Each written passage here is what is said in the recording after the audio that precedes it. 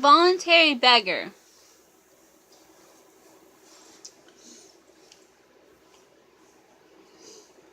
When Zarathustra had left the ugliest man, he was chilled and felt lonesome. For much coldness and lonesomeness came over his spirit, so that even his limbs became colder thereby. When, however, he wandered on and on, up hill and down, at times past green meadows, though also sometimes over wild stony couches where formerly perhaps an impatient brook had made its bed, then he turned all at once warmer and heartier again. "What hath happened unto me?" he asked himself. "Something warm and living quickeneth me. It must be in the neighborhood. Already am I less alone, unconscious, companions and brethren rove around me. Their warm breath toucheth my soul." When, however, he spied about and sought for the comforters of his lonesomeness, behold, there were kine there standing together on an eminence, whose proximity and smell had warmed his heart. The kine, however, seemed to listen eagerly to a whisper. The kine, however, seemed to listen eagerly to a speaker, and took no heed of him who approached. When, however, Zarathustra was quite nigh unto them, then did he hear plainly that a human voice spake in the midst of the kine, and apparently all of them had turned their heads toward the speaker. Then ran Zarathustra up speedily, and drove the animals aside, for he feared that someone had here met with harm, which the pity of the kine would hardly be able to relieve. But in this he was deceived, for behold, there sat a man on the ground who seemed to be persuading the animals to have no fear of him, a peaceable man and preacher on the mount, out of whose eyes kindness itself preached. "What dost thou seek here?" called out Zarathustra in astonishment.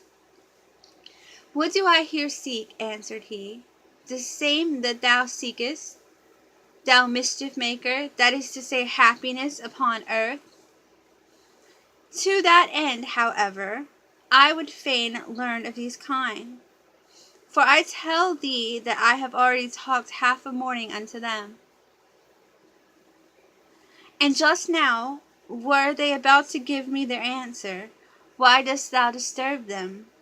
Except we be converted and become as kine, we shall in no wise enter into the kingdom of heaven, for we ought to learn from them one thing, ruminating. And verily, although a man should gain the whole world and yet not learn one thing, ruminating, what would it profit him? He would not be rid of his affliction. His great affliction, that, however, is at present called disgust. Who hath not at present his heart, his mouth, and his eyes full of disgust? Thou also, but behold these kine." Thus spake the preacher on the mount, and turned then his own look toward Zarathustra. For hitherto it had rested lovingly on the kine. Then, however, he put on a different expression. "Who is this with whom I talk?" he exclaimed, frightened, and sprang up from the ground. "This is the man without disgust. This is Zarathustra himself, the surmounter of the great disgust. This is the eye, this is the mouth, this is the heart of Zarathustra himself." And whilst he thus spake, he kissed with overflowing eyes the hands of him with whom he spake, and behaved altogether like one to whom a precious gift and jewel have fallen unawares from heaven. The kine, however, gazed at it all and wondered. "Speak not of me, thou strange one, thou amiable one," said Zarathustra, and restrained his affection. "Speak to me firstly of thyself. Art thou not the voluntary beggar who once cast away great riches? Who was ashamed of his riches and of the rich, and fled to the poorest to bestow upon them his abundance and his heart? But they received him not. But they received me not," said the voluntary beggar. "Thou knowest it, forsooth. So I went at last to the animals and to those kine. Then learnest thou, interrupted Zarathustra, how much harder it is to give properly than to take properly, and that bestowing well is an art, the last, subtlest, master art of kindness. Especially nowadays, answered the voluntary beggar, at present, that is to say, when everything low hath become rebellious and exclusive and haughty in its manner, in the manner of the populace. For the hour hath come, thou knowest it forsooth, for the great, evil, long, slow, mob and slave insurrection, it extendeth and extendeth. Now doth it provoke the lower classes, all benevolence and petty giving, and the over-rich may be on their guard. Whoever at present drip like bulgy bottles out of all too small necks, of such bottles at present one willingly breaketh the necks. Wanton avidity, bilious envy, careworn revenge, populous pride, all these struck mine eye. It is no longer true that the poor are blessed. The kingdom of heaven, however, is with the kind. And why is it not with the rich? Asked Zarathustra temptingly, while he kept back the kind which sniffed familiarly at the peaceful one. Why dost thou tempt me? Answered the other. Thou knowest it thyself better than I, better even than I. Thou knowest it thyself better even than I. What was it drove me to the poorest, O Zarathustra? Was it not my disgust at the richest? At the culprits of riches, with cold eyes and rank thoughts, who picks up profit out of all kinds of rubbish, at this rabble that stinketh to heaven, at this gilded, falsified populace, whose fathers were pickpockets, or carrion crowns, or carrion crows, or rag pickers, with wives compliant, lewd and forgetful, for they are all of them not far different from harlots. Populace above, populace below, what are poor and rich at present? The distinction did I unlearn. Then did I flee away further and even further, until I came to those kind. Thus spake the peaceful one, and puffed himself and perspired with his words, so that the kind wondered anew.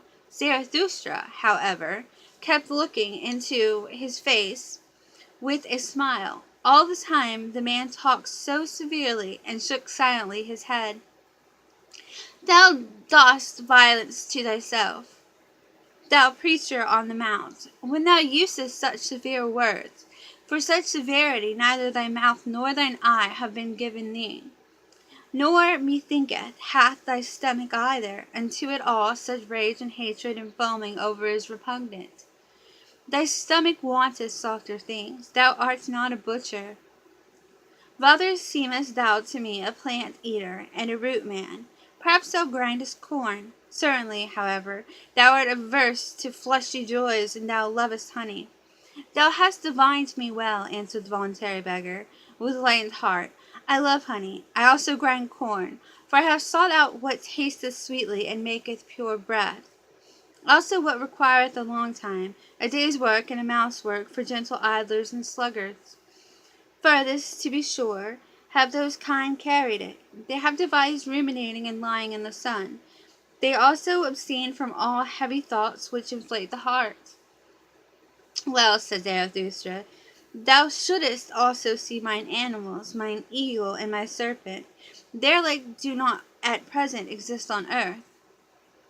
Behold, hither leadeth the way to my cave. Be tonight its guest, and talk to mine animals of the happiness of animals, until I myself come home, for now a cry of distress calleth me hastily away from thee.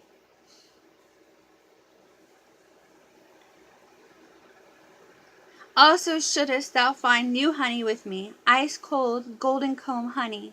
Eat it.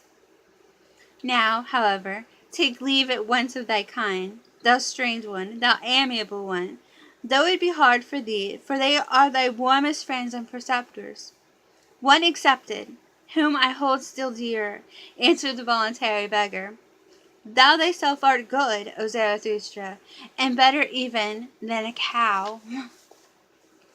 Away, away with thee, thou evil flatterer, cried Zarathustra mischievously.